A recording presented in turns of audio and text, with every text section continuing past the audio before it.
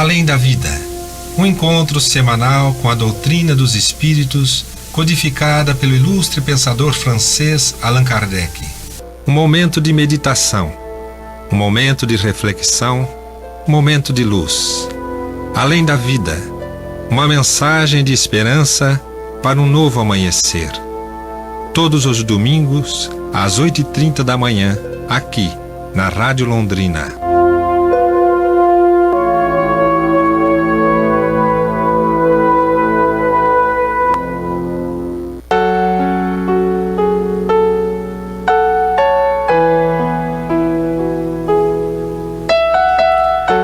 Prezados amigos do programa Além da Vida, muito bom dia.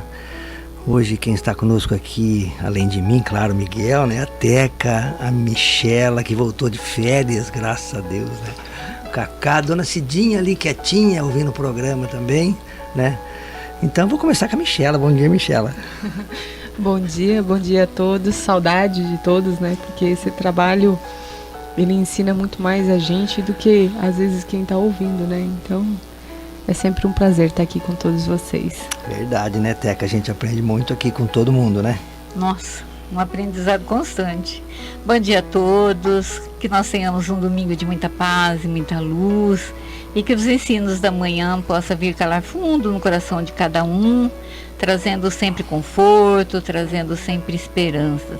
É isso que a gente busca para a nossa vida, para ser feliz, né? Aqui na Terra, como dizem os espíritos, felicidade relativa, mas felicidade.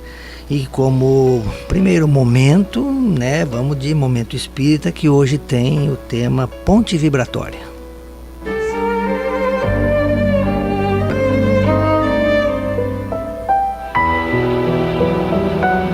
Ela voltava da escola onde trabalhava há muitos anos. Estava desanimada com a situação que se fazia rotina. A violência que via retratada nos atos e palavras das crianças deixava-a sem ação, depois de tantas tentativas para resolvê-las.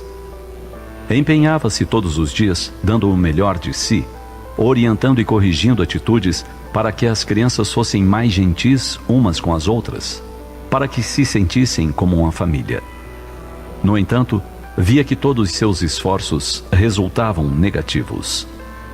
Desanimada, sentou-se no banco do jardim de casa e chorou. O pai, vendo-a ali, aproximou-se e acarinhou seus cabelos em silêncio. Com a presença querida, ela se permitiu dar maior vazão às emoções. Abraçou-se a ele e deixou que corressem soltas as lágrimas. Quando se tranquilizou um pouco, ele falou calmamente: "Não sei qual o seu problema, mas podemos estabelecer uma ponte vibratória até o céu, donde lhe virão calma e tranquilidade para solucionar o que a aflige. Lembre-se do que nos foi ensinado. Seja o que for que pedirdes na prece, crede que o obtereis e concedido vos será o que pedirdes." Ela sorriu levemente. E porque se sentisse ainda um tanto atormentada, pediu que ele formulasse a oração por ela, por seu trabalho e pelas crianças da escola. Ali mesmo, entre as flores, ele orou. Ela, acompanhando mentalmente suas palavras, foi sentindo o coração se acalmar e a esperança renascer.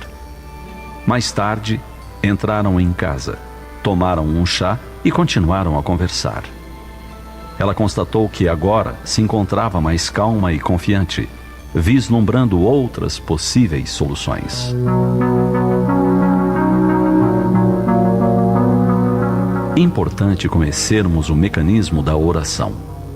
Jesus, o doce rabi da Galileia, costumava se afastar da multidão a fim de orar ao Pai em silêncio.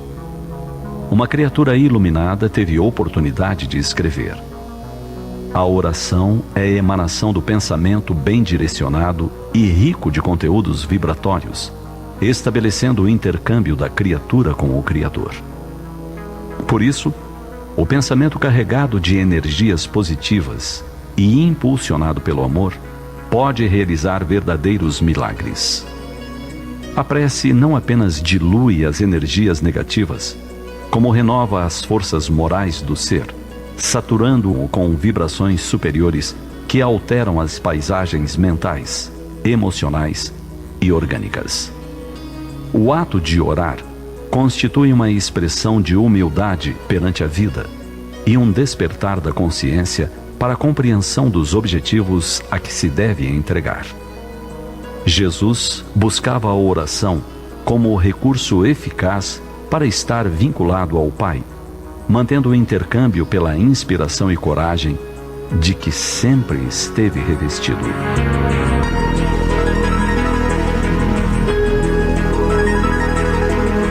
Pela prática constante da oração, nos deixou ele um exemplo que não devemos abandonar. Pela oração sincera, sintonizamos com as esferas de luz, donde aurimos as energias que propiciam equilíbrio emocional e paz interior, o que nos permite melhor raciocinar e agir. Ela abre as janelas da alma e amplia nossas possibilidades de inspiração. Permitamo-nos o exercício da prece em todas as situações da nossa vida. Oremos e nos deixemos conduzir pelo Celeste Pastor através dessa ponte vibratória chamada oração, buscando o apoio superior em qualquer circunstância.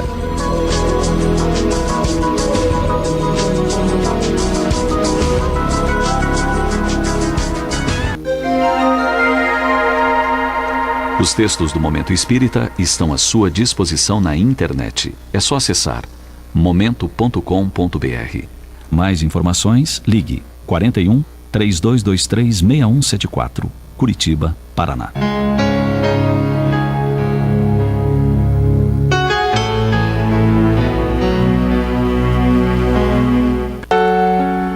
Tá aí, pessoal, a nossa mensagem de abertura do programa de hoje, como sempre, muito simples, muito profunda, muito direta, né, Teca? E mostrando, né, em qualquer situação, a calma e a tranquilidade para que a gente possa se afastar do problema, olhar a coisa mais do alto, né? E aí sim, através das conexões espirituais, poder resolver aquilo que nos aflige, né? É verdade, Miguel. E através da oração que a gente consegue, né, essa calma, às vezes essa luz, né, porque na verdade assim, a oração, ela tem esse dom, né, esse efeito de nos acalmar, de muitas vezes nos dar uma luz. Mas tem muita gente que tem uma dificuldade enorme, né, ainda de fazer às vezes uma oração, de fazer esse intercâmbio, vamos dizer assim, e necessita de paramentos, né, para que isso aconteça. Eu me recordo, eu estava escutando o texto aí agora, eu estava me recordando do Zé Antônio. Ele falava assim que de início, né, no início dele, acho que na doutrina e tudo, ele tinha assim, uma certa dificuldade de fazer prece. E ele usava, né, como que uma forma dele elevar o pensamento, ele usava uma coisa exterior, que me parece que era assim, uma mensagem, né? E tem muita gente que precisa disso mesmo. Mas a gente não pode esquecer que o sentimento, né? O sentimento é que importa muito, aquilo que você coloca ali na hora da tua prece, que é o conforto, que é o seu esteio, né, Miguel? É verdade. Todo pensamento elevado que a pessoa fabrica dentro de si, vamos dizer assim, né, cria, é uma prece, não precisa ser uma frase, né, um pensamento assim de amor em relação a outra pessoa, né, Michela. Então, aquela pessoa que tem dificuldade em fazer às vezes orações, prece, não ter o hábito, né, mas é uma pessoa ocupada com coisas úteis, né, e aí a gente vai lembrar da lei do trabalho, que vem logo na sequência da lei de adoração, que é a primeira lei que a gente encontra ali nas leis morais. Então o trabalho, sendo útil, não deixa de ser uma prece. Então não se preocupem, pessoal, a prece ela tem vários significados, né? E várias conceituações. Então, se tem dificuldade de fazer a prece, ou seja mentalmente, por palavras, né? Mas está fazendo bem, né, Michela? Está trabalhando, está orando e está sendo útil, né? No exemplo que tivemos ali da professora com a dificuldade do dia a dia, né? Muitos de nós têm as dificuldades, às vezes, com um filho que a gente não consegue não dominar, mas colocar no caminho certo. o marido, que a gente às vezes tem muitas discussões e desentendimentos, né? Ou com alguém querido da família, e isso dói na alma, né? É a expressão. Isso dói fundo, né? E quando a gente faz a oração, não a oração falada, mas quando a gente entrega o sentimento com Deus, é como se a gente respirasse fundo e aliviasse. Aquele choro compulsivo, ele se torna um choro mais calmo. E essa entrega de sentimento, ele tem outra relação. Ele tem a fé e a confiança. Porque, como diz o Miguel, assim, às vezes a gente vai ver o problema de outra forma, mas nem tudo é imediato. Tudo tem o seu tempo. Então a confiança, ela entra nessa comunicação. E a comunicação, ela é de coração. Ela não é de palavras, não é de mente, ela é coração com coração. É a ligação do meu sentimento com Jesus. É o pedido sincero do fundo do coração para Ele nos ajudar, para Ele nos dar força, às vezes, para até que a situação esteja resolvida, para que Ele ilumine não só a nossa cabeça como a do outro. Porque muitas e muitas vezes a gente pede para que Deus corrija o outro e esquecemos que temos que nos corrigir primeiro. Então que Deus, nessa ligação, nos forneça isso, né, Miguel? É verdade, Michela. E muitas vezes nós esquecemos que o trabalho aqui na Terra, como espírito encarnado, né, hoje o nosso tema vai ser esse, alma, que a Michela falou agora, espírito, né, dentro do que nós estamos estudando. Mas a nossa ocupação aqui tem que ser com aquilo que nos faz progredir. E as dificuldades que se apresentam, claro, né, faz parte desse mundo de provas e expiações, da nossa ainda uma categorização como espírito inferior, imperfeito, né, que muito apegados à matéria. Mas essas situações difíceis que a gente vive, como a Michela falou, na família, no trabalho, muitas vezes vai exigir de nós que mantenhamos a nossa fé, que fortaleçamos o nosso bom ânimo e não esqueçamos das conexões que nós temos, primeiro com o nosso anjo protetor, que é o elemento que nos liga diretamente a Deus, né, um anjo bom, e é através dessas conexões com o plano espiritual que a gente vai solucionar essas situações difíceis, esses problemas, né? Muitas vezes nós esquecemos disso, né, desse anjo bom que está ao nosso lado. Deus socorre o homem pelo homem, né? Então, se apresentou uma pessoa ali nessa história, que é uma história que pode ser verídica, né? Primeiro auxiliando a se acalmar, a se tranquilizar, para que ela se restabelecesse e não esquecesse que é um espírito imortal, que é um filho de Deus, e que essas situações vão exigir de todos nós essa dedicação ao bem, né? Essa reflexão, esse mergulho dentro de si, para que a gente possa realmente auxiliar os outros. Porque, Teca, é difícil, né? Como é que a gente vai ser feliz vendo o outro infeliz, né? Passando por uma dificuldade? Não dá, né? Então, essas situações vão mexer com a gente, com certeza, né? Sim. Não tem como você ver outra pessoa sofrendo e você vai sorrir por conta do sofrimento dela, não. Você muitas vezes vai buscar ajudá-la. Mas nem sempre a gente tem uma forma assim certa de ajudar. Mas você ajuda como? Através da oração. Não tem coisa melhor, gente. A oração, ela é tudo na nossa vida. Ela é a nossa bússola, vamos dizer assim. É ela que nos direciona sempre, em qualquer situação.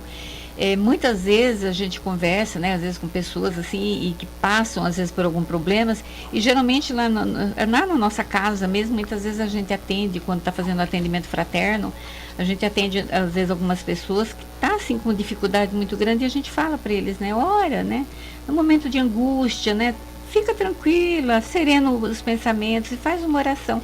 E ela fala, mas é tão difícil nessa hora fazer uma oração, que parece que as coisas não caminham.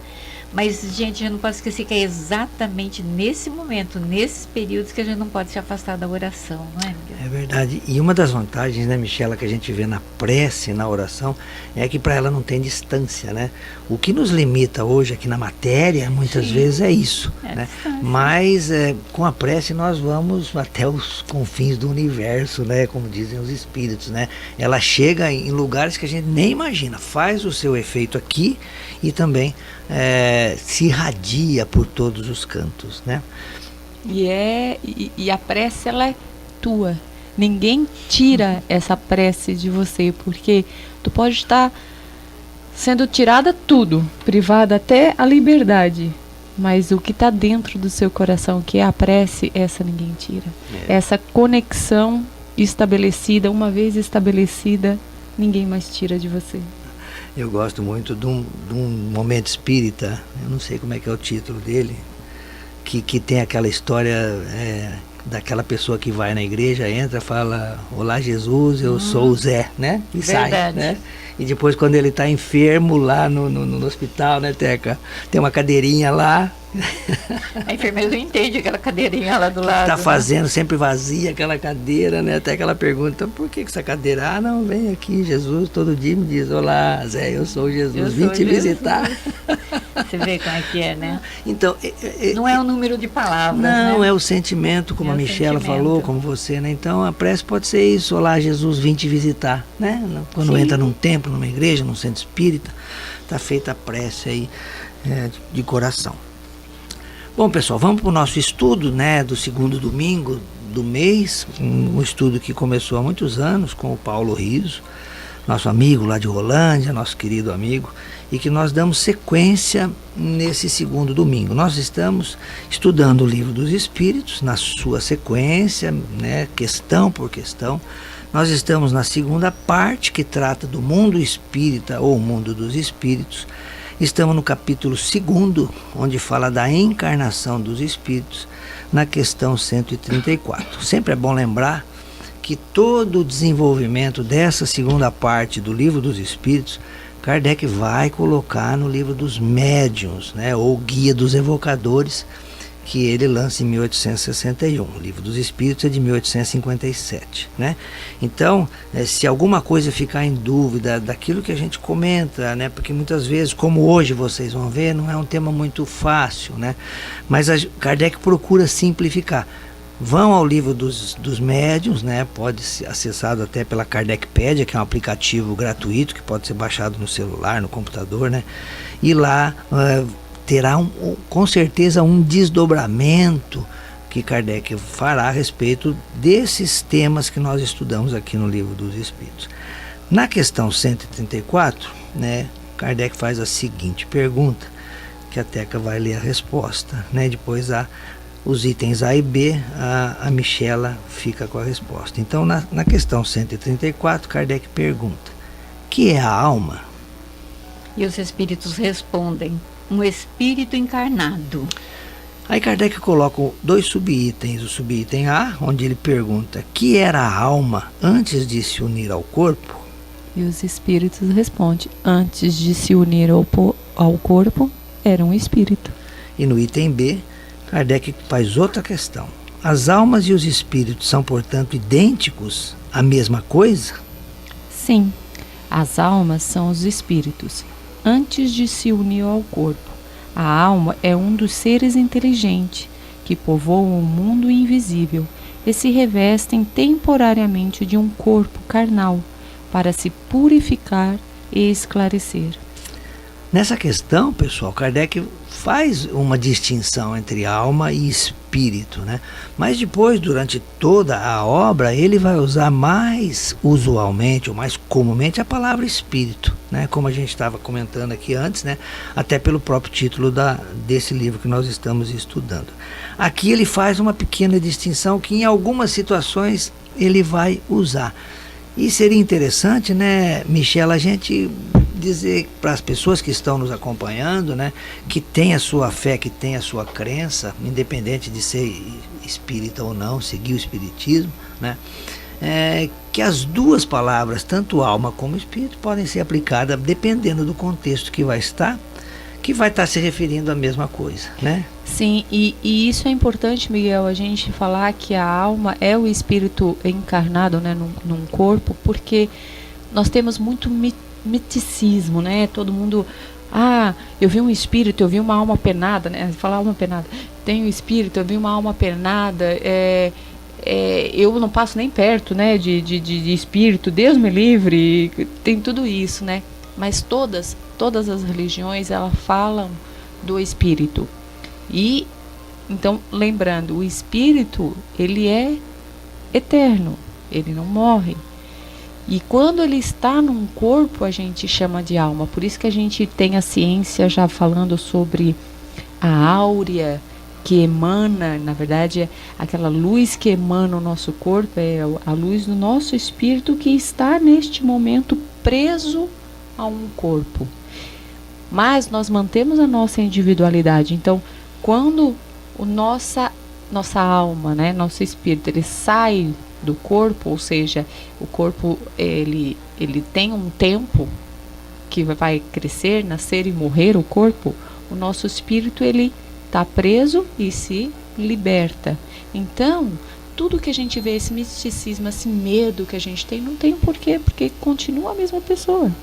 Verdade. Não é isso? Nós entendemos no Espiritismo, né, Michela e Teca, né, tanto a alma como o espírito já é o princípio inteligente individualizado, né, o que não ocorre nos outros reinos da natureza, né, antes de ser o homem, vamos assim dizer, né. Então esse princípio inteligente, ele está nos minerais, está nos animais, está nos vegetais, né, está no ambiente, está na natureza, né, mas de uma forma não individualizada.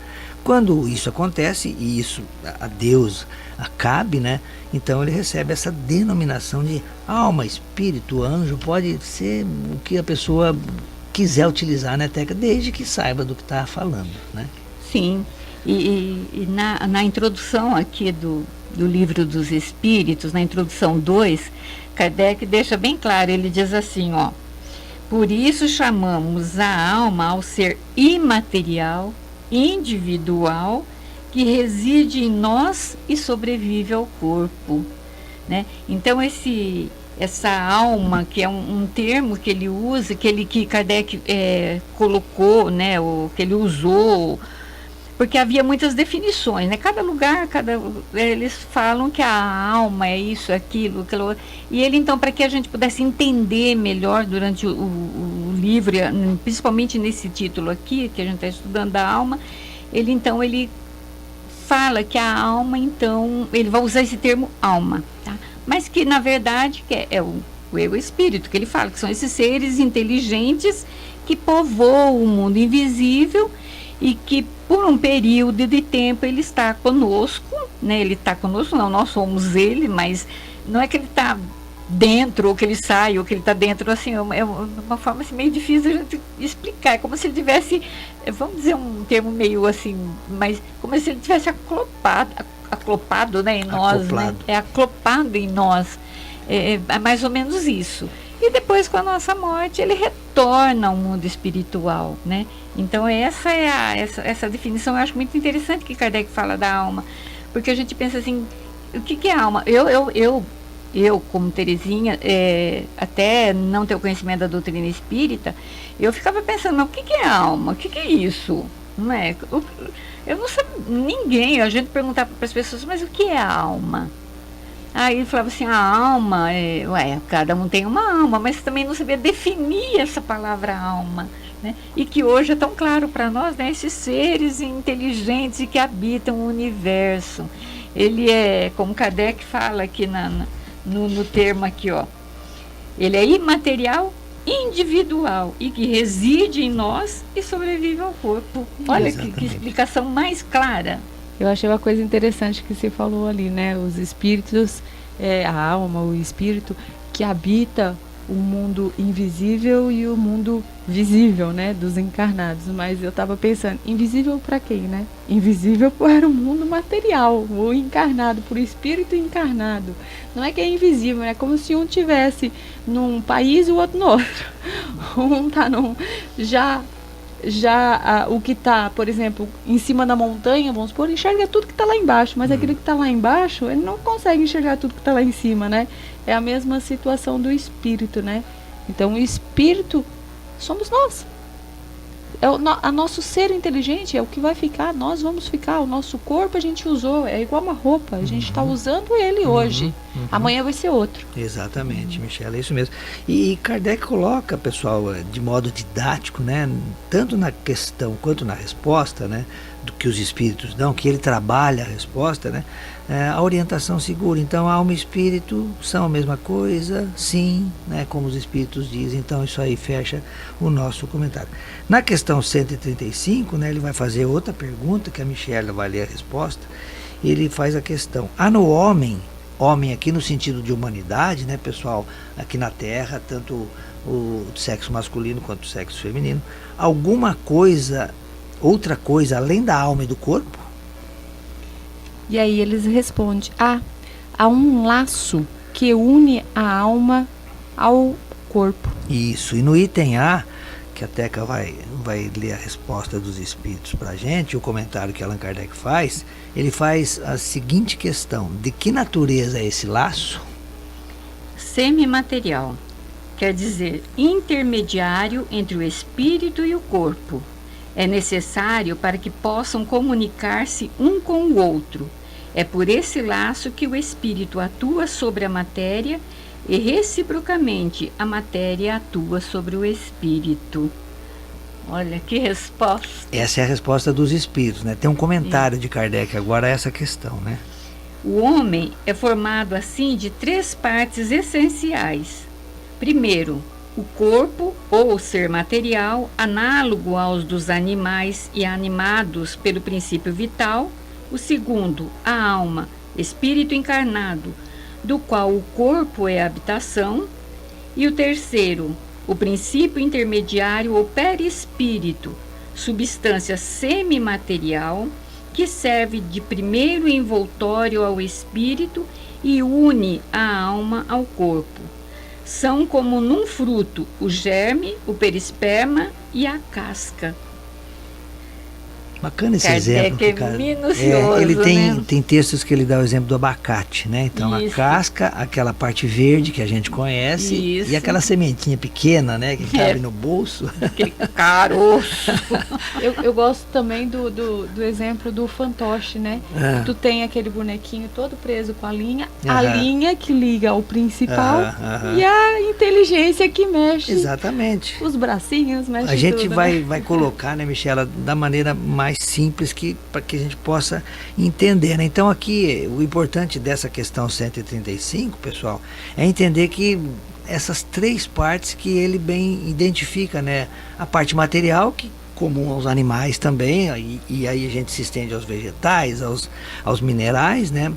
E que são animados pelo princípio vital. Então, ali nos animais e nesses reinos da natureza, o princípio vital e o princípio inteligente de maneira geral. Depois a alma, o espírito encarnado, ou seja, aí já está individualizado esse princípio inteligente.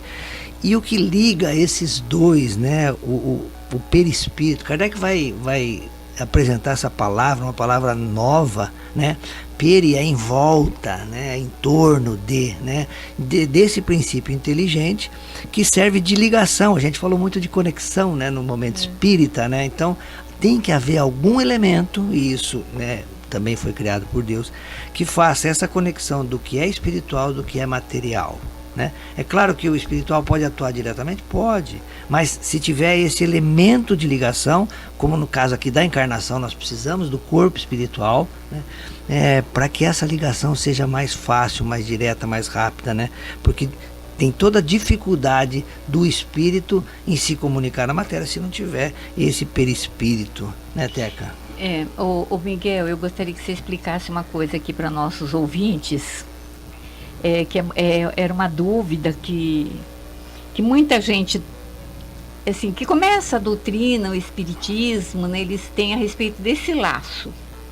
Porque também era uma dúvida minha, porque, assim, quando eu comecei a estudar o espiritismo, então falava-se assim, quando o corpo dorme, o espírito, então ele sai em tarefas ou em aprendizado, né? Mas ele está livre, é quando o espírito está livre. Aí, né, surgiu aquela questão assim, oxe, mas como é que ele vai saber qual o corpo que ele tem que voltar? E foi uma coisa que ficou muito na minha cabeça, isso daí, porque eu pensava assim mesmo, mas como é que ele vai acertar qual é o meu corpo? Se ele está lá fora, como é que ele vai acertar qual é o meu corpo? E não vai entrar no corpo do outro, ou não vai voltar para um outro, né? E aí, a explicação que a gente teve naquela vez é que ele é preso, não que ele é preso, mas ele é conectado ao corpo por um laço. Sim. Esse laço. Cordão fluídico que a gente vai ver nas obras de André Luiz, né? Então, que Kardec vai falar também aqui nos seus textos, né? Então, permanece essa ligação, que é o último laço que se desprende quando o espírito está se desligando do corpo físico, né? Por ocasião do falecimento ou da morte, né? Do corpo físico, né? Então é isso. Então, o que a gente vê, né? Muitas vezes em sonho ou o espírito quando ele está no plano espiritual é o corpo espiritual, que é o espírito revestido do seu perispírito, né? Que Paulo vai falar muito disso, né, Michela, do corpo espiritual, né? E ele adquire a aparência que ele quiser. Então vai ser a Teca lá no plano espiritual, mas quando ela encontrar determinados familiares, determinados espíritos, ele vai assumir uma forma que ele achar mais conveniente de outras encarnações, né? Por isso que muitas vezes a gente encontra pessoas que a gente não identifica de fato pela aparência, mas há ligação maior sentimental, né? E muitas vezes nós não lembramos disso. Então é isso. E esse cordão fluídico, cordão prateado em algumas obras também. Seria, né? Esse laço. Isso, esse laço. O perispírito, na verdade, é todo um laço que liga o espírito à matéria, né? Vamos pensar numa chave, né, Tetra, né? Sim, só abre essa porta. Sim, e a ligação que ele tem. É única. Né? Então, muitas vezes falam, mas se acontecer alguma coisa com o corpo e o espírito está lá no plano espiritual, já te perguntaram isso também. Já. Não dá tempo de voltar, não. Claro que dá, tá ligado todo o tempo, né? É isso, né? Então é importante que nós fixemos isso, pessoal, né? O princípio inteligente individualizado, que é espírito ou alma, que a gente começou a ver nesse capítulo agora, né? O corpo material, análogo a tudo que é material aqui, e esse elemento intermediário, né, semimaterial, como Kardec coloca aqui, por que semimaterial? Porque ele é feito de uma substância que fica difícil até para a gente identificar, né? Não é totalmente matéria, né? Não é totalmente espiritual, então por isso que ele faz essa ligação do espírito com a matéria, né? A gente fala que ele é quintessenciado, né? Até para usar palavras que falam, ele é especial. Mas do que é? A gente não sabe. Os espíritos sabem. Os espíritos sabem, né? A gente não sabe tanta coisa, né? O magnetismo, por exemplo, é uma das coisas que eu acho a coisa mais linda, né? Que a gente não enxerga, não vê, e tá ali aquela conexão. O magnetismo, ele faz uma conexão com alguns elementos, né? Uma força entre eles de atração e repulsão que a gente não enxerga, né? E aí é um exemplo que a gente realmente não conhece tudo, né? E olha que interessante, né? Jesus, ele fala muitas vezes assim, em corpo e em espírito. Porque o espírito, recapitulando tudo que a gente falou, o espírito é a parte inteligente. Somos nós, que dentro de um corpo chamamos nós, humanos, aqui na Terra chamamos de alma. Né? Deus talvez, ou Jesus, chama tudo de espírito, encarnado e desencarnado, só essa a diferença, mas são todos espíritos. Então, quando Jesus fala em corpo e em espírito, ele quer dizer que não só aquilo às vezes afeta a matéria, o corpo físico, como o espírito. E quando eu falei no começo, né, que a gente sente aquela dor da alma que a gente fala, né? Porque aquela dor, aquele sentimento, ele é tão forte que não é só o meu corpo físico que ele atua, mas profundamente no nosso espírito, né, Miguel? É interessante isso que você fala, Michela. É bom a gente comentar que tudo fica armazenado no espírito, nada no corpo intermediário.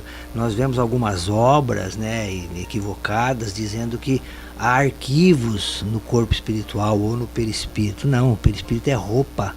A gente deixa dinheiro quando a gente vai lavar a roupa? A gente deixa documento lá na roupa quando vai botar na máquina? Não, né? Não. A gente tira tudo, né?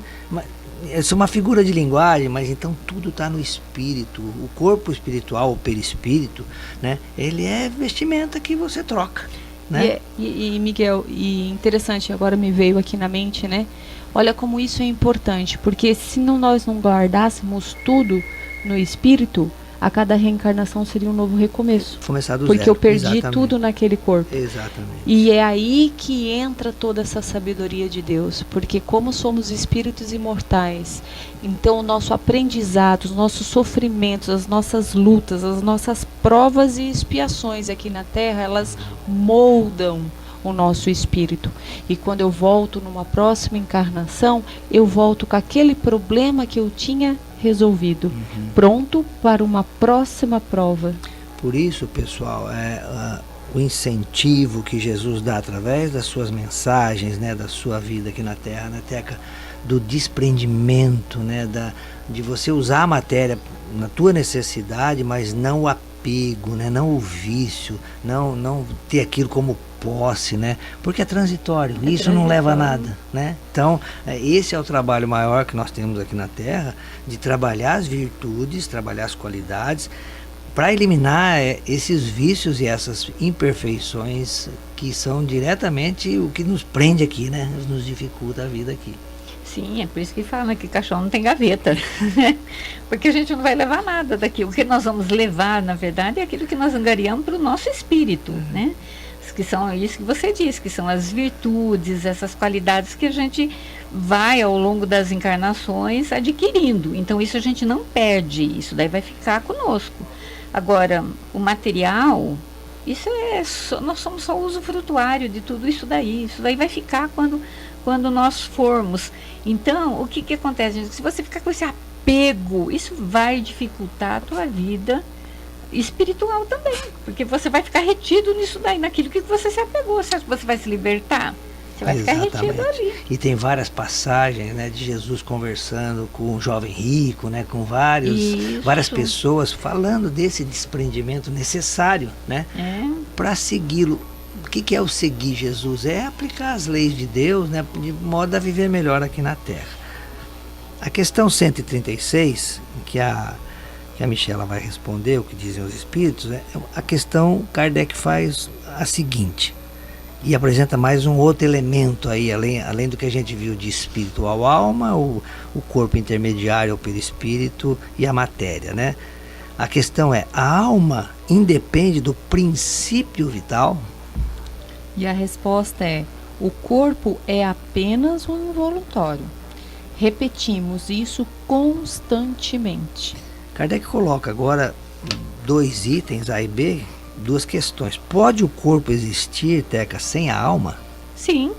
Todavia, desde que cessa a vida do corpo, a alma o abandona. Antes do nascimento, não há ainda união definitiva entre a alma e o corpo, enquanto que depois que essa união está estabelecida, a morte do corpo rompe os laços que o une à alma e a alma o deixa. A vida orgânica pode animar um corpo sem alma, mas a alma não pode habitar um corpo privado de vida orgânica. E no item B, depois nós vamos fazer o comentário, Kardec faz a seguinte questão. Que seria o nosso corpo, né, o corpo material, se não tivesse alma? Massa de carne sem inteligência, tudo o que desejardes, menos um homem. Tá aqui, pessoal, ele apresenta um outro elemento aqui, princípio vital, que é aquilo que dá vitalidade, que dá vida, né? E isso também nós vamos encontrar não só nos homens, né, mas também nos outros reinos da natureza também, né? Ele começa dizendo que o corpo é essa casca, né, esse revestimento, que o corpo pode existir apenas com vida orgânica, né, sem que haja ele uma alma. Olha só.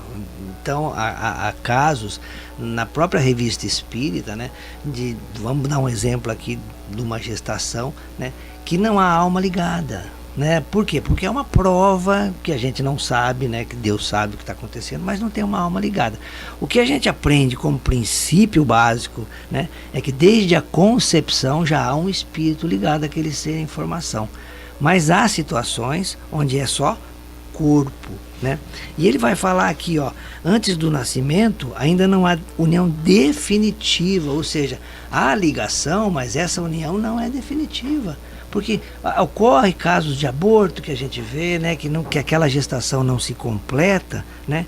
Então aí não tem como prosseguir daquela forma. Então, muitas vezes vai ter a vida orgânica, né, como Kardec diz, né, que está animando um corpo, mas que não há uma alma ligada. É Kardec que está dizendo aqui, né? Mas claro, a alma vai precisar, para ela poder se expressar aqui, de um corpo.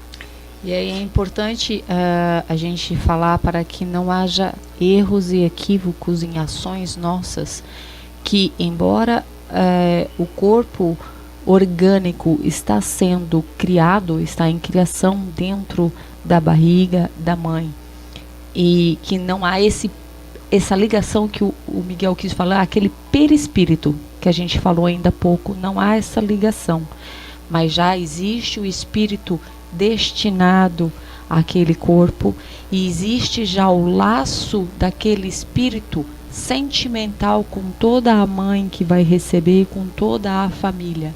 Então qualquer agressão àquele corpo é uma agressão já ao espírito que se preparando. Isso é importante a gente recolocar aqui, porque não tem laço, então tá tudo certo. Não tá. O laço é só o perispírito, mas tudo aquela destinação já está pronta e divina.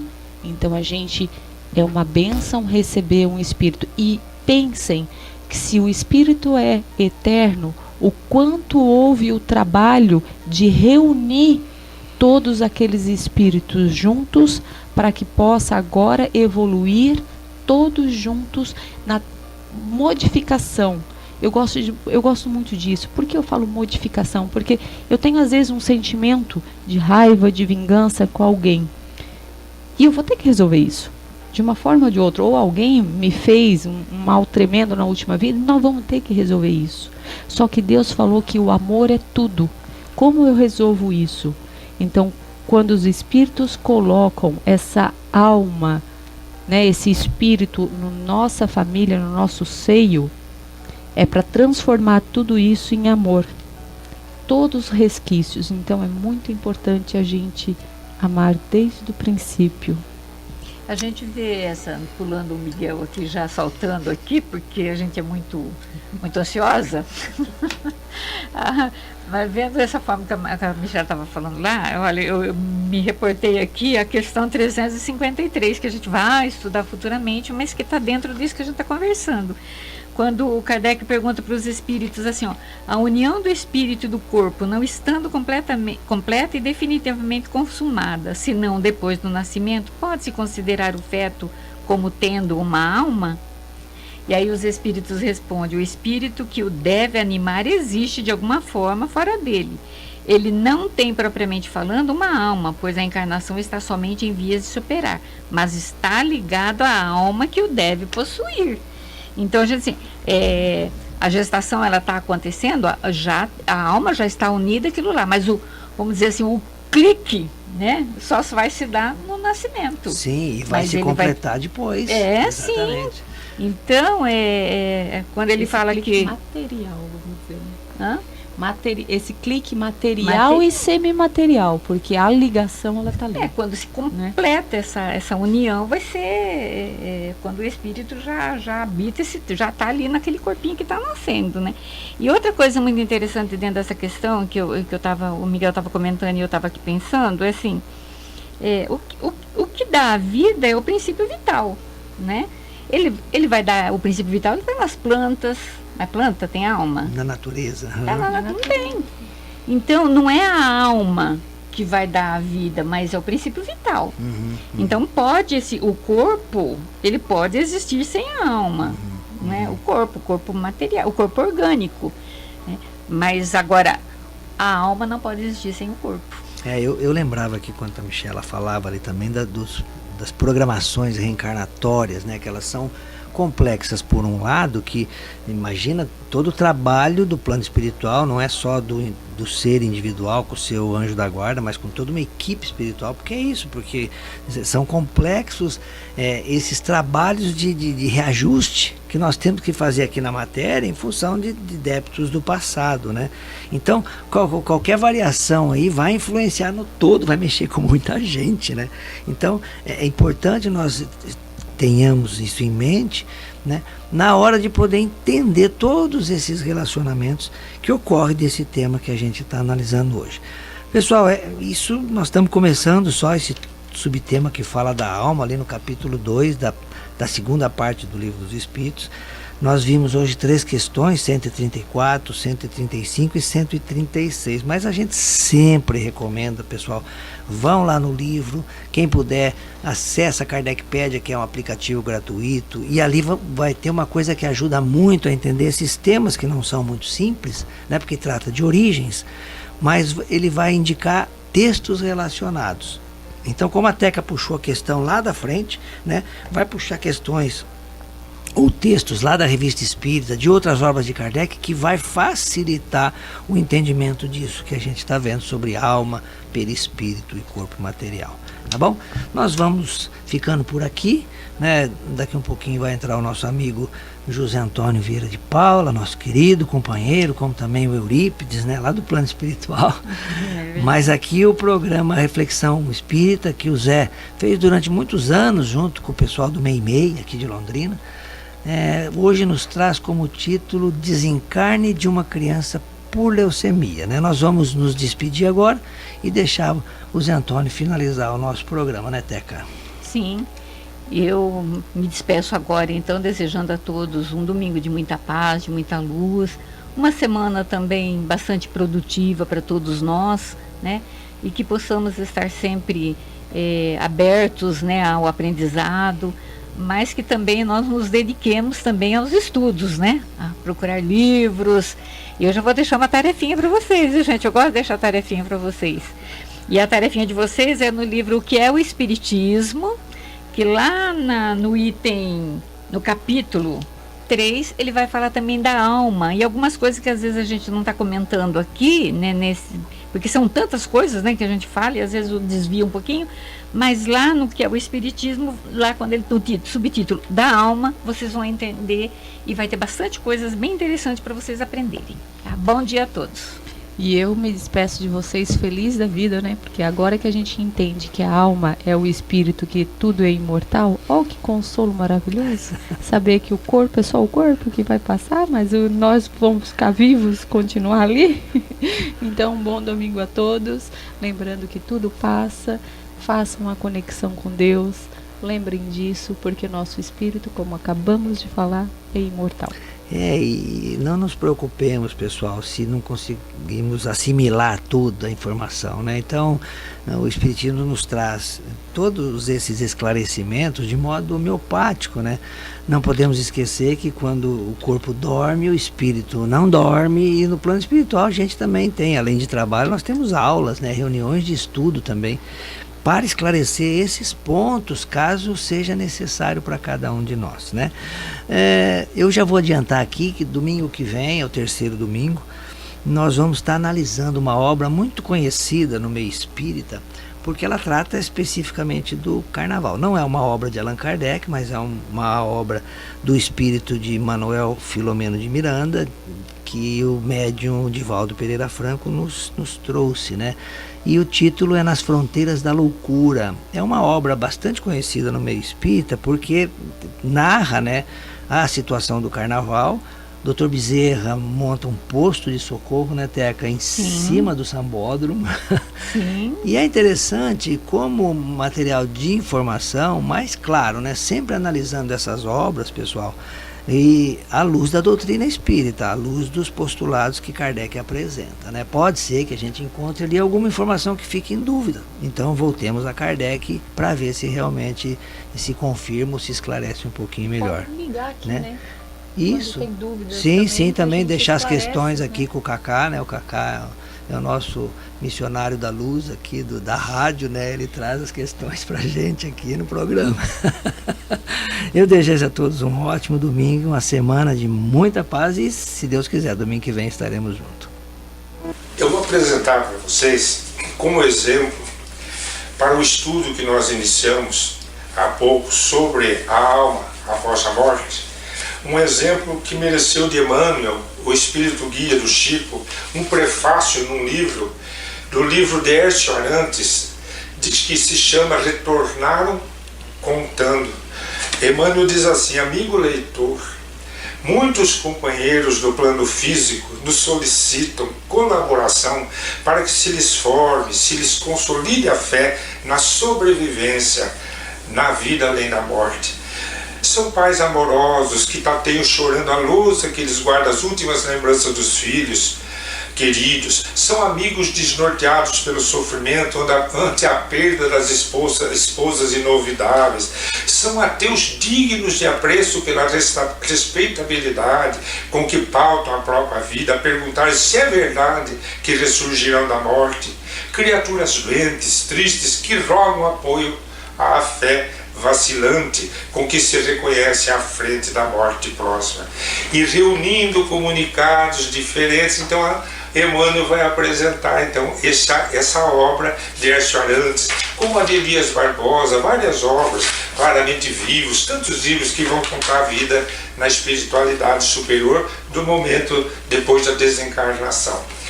E eu separei a história de um menino que teve uma leucemia, isso na década de 70, numa época então que os tratamentos não tinham a modernidade de hoje, que a maioria dos tratamentos tem muito sucesso.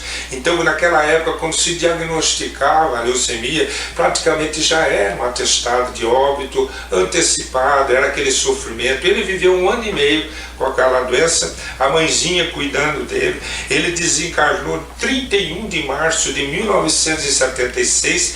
Em 1983, 7 anos depois, Chico recebe uma mensagem dele para sua mãezinha, para sua família, e vou lhes apresentar. E vocês ouçam agora, à luz do aprendizado da teoria da doutrina dos espíritos, dizendo o que ocorre no momento da morte, que a alma continua individualmente viva. Ela continua com a sua personalidade, podendo se apresentar como era por causa do seu corpo espiritual. Diz assim: querida mãezinha, peço-te me abençoe. Mãe, o Pai está igualmente em minha lembrança e em meu reconhecimento. Felicito-te a coragem, vencendo as distâncias, na expectativa de ouvir algumas palavras do teu filho. Que poderia, porém, falar-te quando te ouço a cada instante pelo radar do coração? Continua falando-me, sim, reafirmando-me o teu amor e a tua confiança. Estimaria que os irmãos queridos me vissem agora distante daquela farmácia ambulante em que eu me transformara. Revejo o Luiz Henrique, o Cláudio, o Sérgio, a Luciane, a Andréia com enternecimento e com aquela ternura na qual nos criastes, ensinando-nos a respeitar o nome de Deus e a preparar-nos para sermos pessoas úteis na vida. Lembro-me da tua dor silenciosa, quando de certo a autoridade médica te falou pela primeira vez na doença que me estragaria o sangue até deformá-lo inteiramente. Perguntei por que choravas, mas me disseste que tu mesmo não sabias. Então, mãezinha, comecei a ver-me no espelho das tuas retinas sempre molhadas, e rememoro a luta em que entrastes noite a noite, à maneira de um soldado infatigável, em conflito com a morte que vinha chegando devagarinho. Eu não me lembro de haver escutado a palavra leucemia de teus lábios, porque sabias trazer-me sempre o remédio da esperança. Mas as injeções foram adquirindo a expressão de espinhos dolorosos, e entendi, por fim, que eu me apagava, ao modo de uma vela que vacila com a brisa leve até consumir-se de todo. Muito obrigado, mamãe, por tudo. Muito obrigado é tão pouco para definir o agradecimento que transborda, mas são as duas palavras que te oferto, recheadas dos beijos que não te dei. Deus te recompense pelas noites de vigília, nas quais me observavas os olhos famintos de repouso, aqueles travesseiros sempre mudados, aquelas exigências de seu menino, aqueles gemidos que te buscavam atenção e aquelas petições constantes de melhoras que realmente não podias me dar. Tudo passou, mas ficou a saudade, que em minha presença incessante. Crê, mamãe, querida mamãe, se eu pudesse, eu teria ficado para ser mais teu, depois de conhecer-te na dedicação com que entregavas a mim, para que eu não sofresse e para que tu não sofresses. Teria ficado para contar aos meus irmãos a história da tua bondade e do teu carinho, que só o filho doente consegue conhecer, mas reconheci que as tuas preces do silêncio me entregavam a Deus. Era para mim uma dor sem limites, aquela de notar-te, a angústia sem a possibilidade de consolar-te. E um dia aquela dor veio com mais aflição no peito e observei que uma nuvem me envolvia. E então passei à oração sem voz. Pedi a Deus que me desse o que fosse justo. E parece que comecei a dormir contra a vontade. E do meio da neblina destacou-se um rosto com um sorriso, e eu ouvi a voz que me dizia: agora, meu filho, vamos ao repouso, venha aos braços da vovó Nair. A emoção me tomou o íntimo e creio que lágrimas me banharam a face. Eram fortes os braços que me tomaram e aquele regaço acolhedor que me fazia pensar em teu carinho me acerenou o coração. Descansei, dormindo, para despertar depois num lar novo, do qual eu me regresso para tranquilizar-te e desejar-te extensivamente a meu pai e aos meus irmãos toda a felicidade, do tamanho possível que a felicidade possa ter. Mãezinha, estou quase bem, não fosse a falta de casa. Não posso, porém, ser ingrato à vovó Nair, à vovó Ana Maria, que me tratam com tanta ternura, e por isso peço-te, tanto quanto rogo a todos os nossos, não se afligirem a meu respeito. A avó Nair possui uma benfeitora na pessoa da irmã Antonina Xavier, e estamos sempre confortados pela esperança e pela oração. Mãe querida, aqui eu termino. Ao papai e aos manos, muito amor, como sempre, e contigo deixa o próprio coração ao teu filho, que a vida arrancou as sombras da morte, a fim de amá-la sempre mais. Sempre o teu Luiz Alberto. Luiz Alberto Canto. Além da Vida, um encontro semanal com a doutrina dos espíritos, codificada pelo ilustre pensador francês Allan Kardec. Um momento de meditação, um momento de reflexão, um momento de luz. Além da Vida, uma mensagem de esperança para um novo amanhecer. Todos os domingos, às 8h30 da manhã, aqui, na Rádio Londrina.